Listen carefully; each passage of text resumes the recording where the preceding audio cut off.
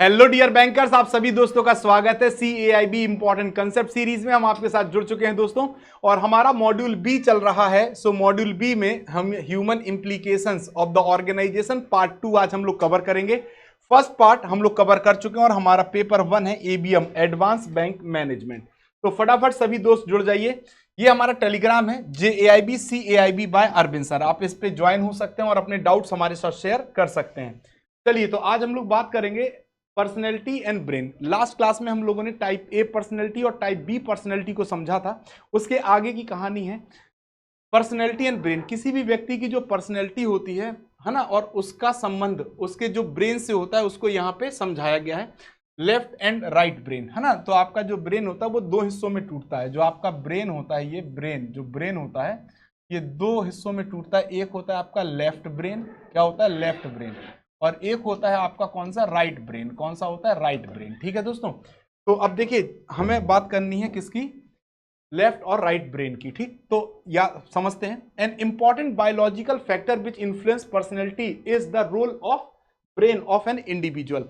किसी भी इंडिविजुअल की पर्सनैलिटी को रिफ्लेक्ट करने वाला जो बायोलॉजिकल फैक्टर होता है वो होता है ब्रेन। किसी भी व्यक्ति का जो ब्रेन है वो उसके बिहेवियर को प्रभावित करता है। टू टाइप से यहाँ पे कंट्रीब्यूशन ब्रेन प्रोवाइड करता है, या two type of contribution can be found in this area, है ना। जो ब्रेन और पर्सनैलिटी के संबंध को हम एक्सप्लेन कर रहे हैं, तो यहाँ से टू टाइप ऑफ कंट्रीब्यूशन आपको देखने को मिलता है। पहला ESB, electric simulation of the brain. जैसे आपने देखा होगा ना, ब्रेन को शॉट दिए जाते हैं, छोटे छोटे शॉट दिए जाते हैं, इलेक्ट्रिक शॉट, है ना। तो उसे हम कहते हैं electrical stimulation of the brain. ठीक, और दूसरा होता है स्प्लिट ब्रेन साइकोलॉजी। ठीक है दोस्तों। ठीक, तो ये दो तरीके होते हैं जहां से हम पर्सनैलिटी और ब्रेन में जो हमारा कंसेप्ट है, ब्रेन के कंट्रीब्यूशन को समझते हैं। ठीक है। अब देखो, जो आपका ब्रेन है, एक होता है left hemisphere, control the right side of the body. जैसे अगर मान लीजिए ये हमारा कोई पर्सन है, ठीक है, ये कोई पर्सन है ना, और ये इनकी बॉडी है। ठीक, तो ये इनका लेफ्ट साइड, देखो ये क्या है दोस्तों, अब ये ब्रेन है इनका, मान लो ये ब्रेन है। ठीक, ये दो हिस्सों में, ये इनका लेफ्ट ब्रेन है और ये इनका क्या है, राइट ब्रेन है। ठीक, तो जो लेफ्ट ब्रेन होता है वो बॉडी का जो राइट साइड का पार्ट है, राइट साइड का जो पार्ट है, right side of body, right side of body, उसको कंट्रोल करता है कौन, लेफ्ट ब्रेन। कौन करता है दोस्तों, लेफ्ट लेफ्ट साइड का जो ब्रेन होता है वो क्या कंट्रोल करता है, राइट साइड ऑफ बॉडी को। ठीक है दोस्तों। वहीं पे अगर हम बात करें तो जो दोस्तों हमारा जो राइट साइड ऑफ ब्रेन होता है, जो ब्रेन का राइट साइड का पार्ट होता है, वो क्या कंट्रोल करता है, वो बॉडी के लेफ्ट पार्ट को कंट्रोल करता है।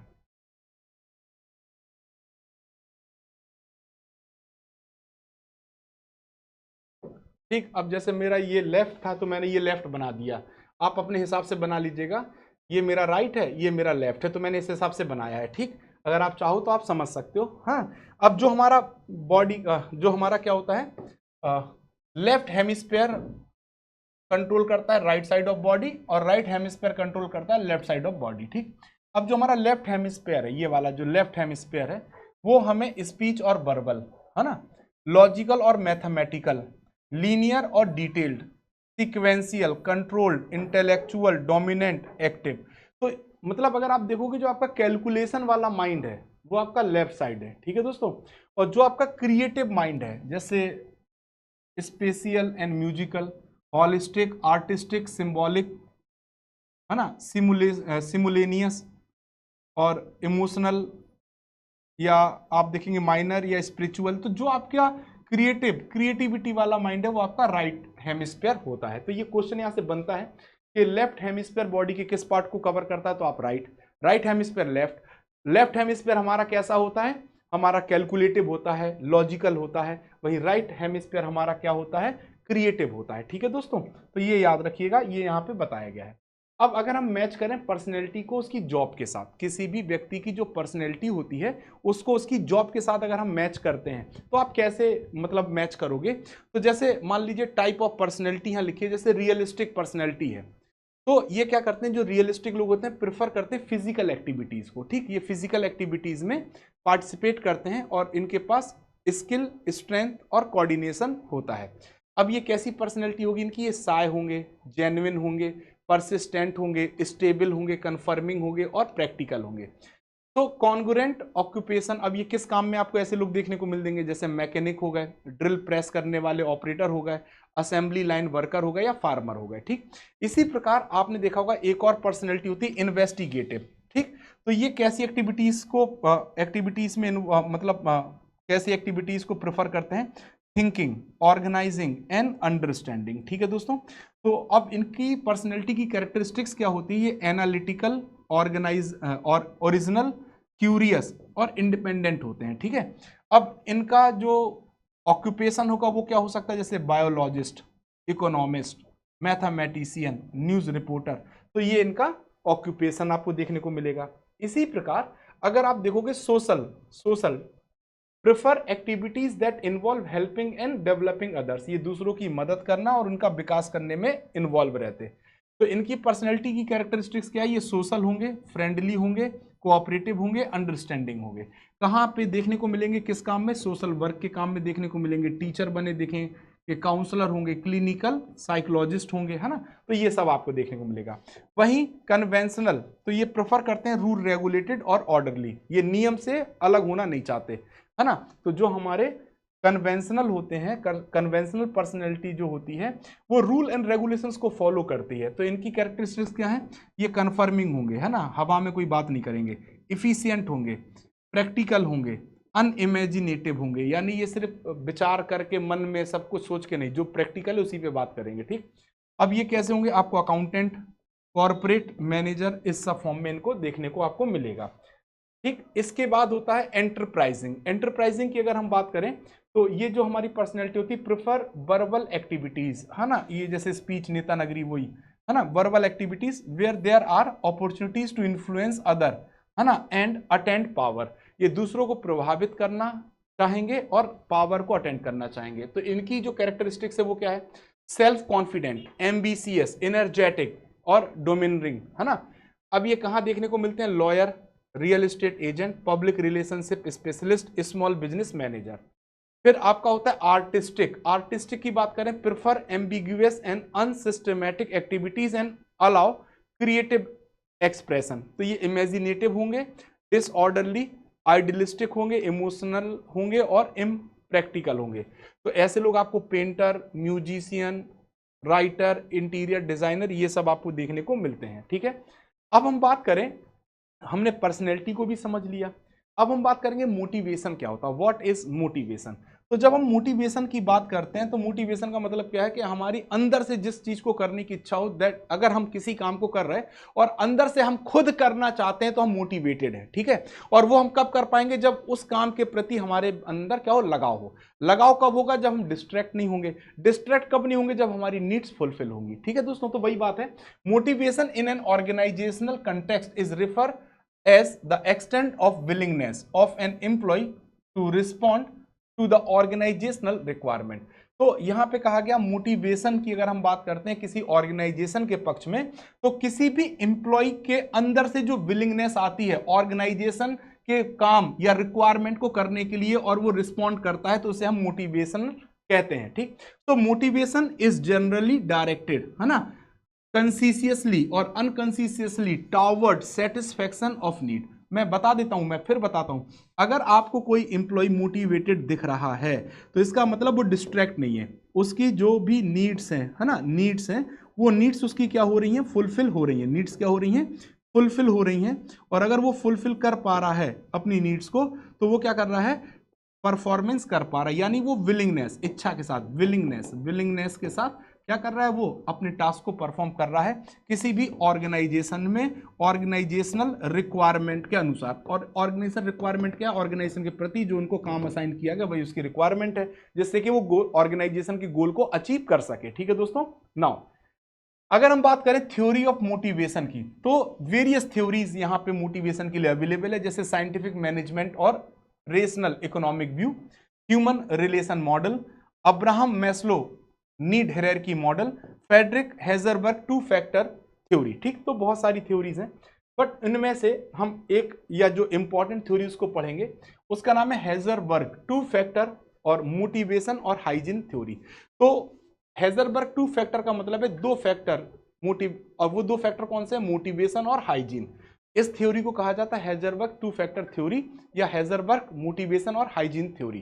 तो फेडरिक हेजरबर्ग की अगर हम बात करते हैं, किसकी बात करते हैं? फेडरिक हेजरबर्ग की अगर हम बात करते हैं, extend the work of Maslow and developed a specific content theory of work motivation। तो इन्होंने क्या कहा? इन्होंने मैस्लो की ही जो थ्योरी है उसको आगे बढ़ाया और इन्होंने क्या कहा कि extend to the work of Maslow and develop a specific content theory work motivation. इन्होंने वर्क मोटिवेशन के लिए स्पेसिफिक कंटेंट थ्योरी को बताया। तो ही conduct a widely reported study on about 200 accountants and engineers from 11 industries in Pittsburgh USA. तो इन्होंने 200 accountant और बहुत सारे इंजीनियर्स को अपने स्टडी में रखा, यूएसए में ये स्टडी की। और हेजरबर्ग ने क्या बताया कि Herzberg theory is based on two factor hypothesis. Herzberg की जो थ्योरी है वो टू फैक्टर हाइपोथेसिस के ऊपर बेस्ड है। अब वो दो फैक्टर क्या है? वो दो फैक्टर जो किसी भी व्यक्ति को जॉब सेटिस्फैक्शन प्रोवाइड करते हैं या factor leading to job dissatisfaction, है ना। कोई भी एम्प्लॉय जैसे अगर वर्क कर रहा, कोई भी एम्प्लॉय किसी भी ऑर्गेनाइजेशन में, ये कोई एम्प्लॉय या वर्कर है, एम्प्लॉय है या हम इसे क्या कह सकते हैं? वर्कर, ठीक। क्या कह सकते हैं? वर्कर।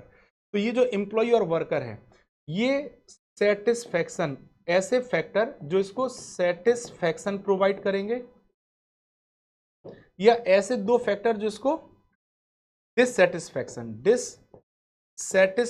प्रोवाइड करेंगे। तो ये वो दो फैक्टर के ऊपर इन्होंने स्टडी की हेजरबर्ग ने, ठीक है दोस्तों।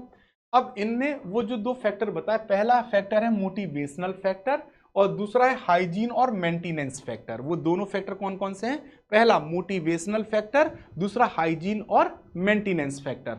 जब हम मोटिवेशनल फैक्टर की बात करते हैं तो these factors are related directly to the job itself. यानी जो हमारा मोटिवेशनल फैक्टर है वो डायरेक्ट किससे रिलेटेड होता है? जॉब से।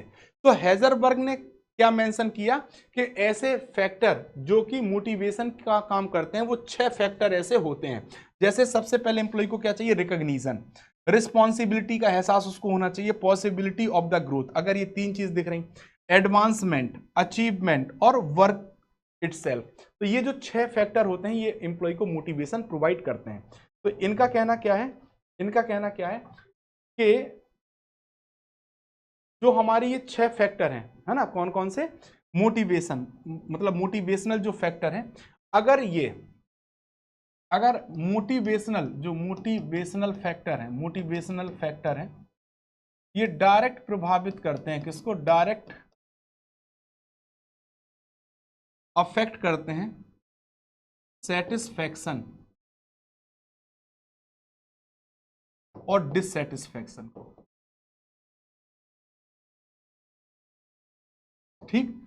लेकिन इसके बाद हमारा जो दूसरा हाइजीन फैक्टर होता है, कौन सा फैक्टर? Hygiene factor.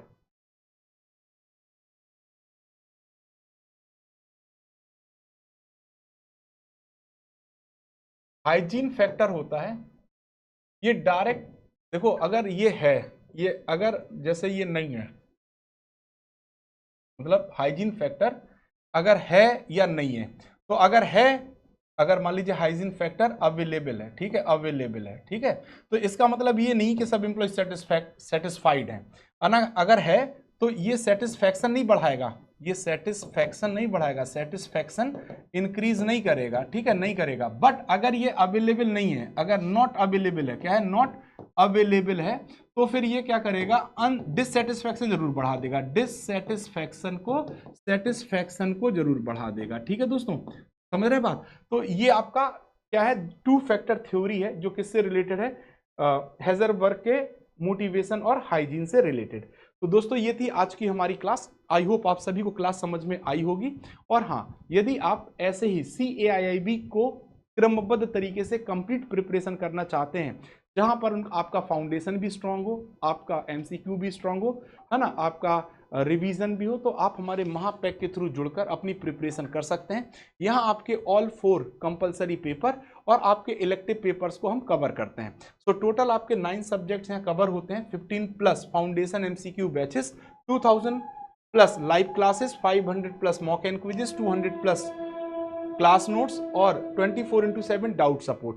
तो आपको 1 year subscription list price 4,999, 2 year subscription 6,999 में उपलब्ध है और आप 3,499 में 6 मंथ का सब्सक्रिप्शन ले सकते हैं। ठीक है, साथ ही साथ हमारा CAIB फाउंडेशन 2.0 बैच आपके लिए आ चुका है और आप इसे लिस्ट प्राइस 2,499 रुपए में सब्सक्राइब कर सकते हैं और अपने CAIIB के सभी इंपॉर्टेंट जो पेपर्स होते हैं उनको आप टारगेट कर सकते हैं। जो कंपलसरी पेपर हैं ऑल 4 टारगेट कर सकते हैं हमारे फाउंडेशन 2.0 बैच के साथ। यदि आपका कोई भी इंडिविजुअल पेपर रह गया है जिसको आप टारगेट कर रहे हैं इस बार, तो आप हमारे इंडिविजुअल पेपर्स के थ्रू जुड़ सकते हैं। जैसे ABM का पहला पेपर एडवांस बैंक मैनेजमेंट आपके लिए अगर टफ है तो आप ABM को बाय कर सकते हैं मात्र 799 रुपए में। ABFM टफ है तो ABFM को बाय कर सकते हैं, BFM टफ है तो BFM को बाय कर सकते हैं, या BRBL आपका टफ है तो आप BRBL को भी बाय कर सकते हैं। ठीक है, सो लिस्ट प्राइस में आप हमारे साथ जुड़ सकते हैं और अपने कोर्सेज को कंप्लीट कर सकते हैं। ठीक है दोस्तों, तो अगर आपके पास कोई डाउट है तो आप हमारे Telegram channel JAIB CAIB by Arvind sir हमारे टेलीग्राम के साथ जुड़ सकते हैं और अपने डाउट क्या कर सकते हैं, क्लियर कर सकते हैं। ठीक है दोस्तों, और साथ ही साथ आपके लिए एक ऑफर है कि यदि आप हमारे कोर्सेज को अपने जूनियर्स को रेफर करते हैं और अगर वो उन कोर्सेज को बाय करते हैं तो उसका 10%, उन कोर्सेज का 10% आपको आपके PW वॉलेट में मिल जाएगा अगर उन्होंने बाय किया तो। अब उस 10% का अमाउंट जो आपके PW वॉलेट में आया है उसको आप या तो PW के कोर्सेज में यूटिलाइज कर सकते हैं या फिर आप क्या कर सकते हैं दोस्तों, उसे UPI के थ्रू अपने अकाउंट में ट्रांसफर भी कर सकते हैं। तो ये थी आज की हमारी क्लास। आई होप आप सभी को क्लास समझ में आई होगी। Thank you very much. मिलते हैं नेक्स्ट इंपॉर्टेंट टॉपिक के साथ नेक्स्ट इंपॉर्टेंट क्लास में, तब तक के लिए धन्यवाद। Thank you all.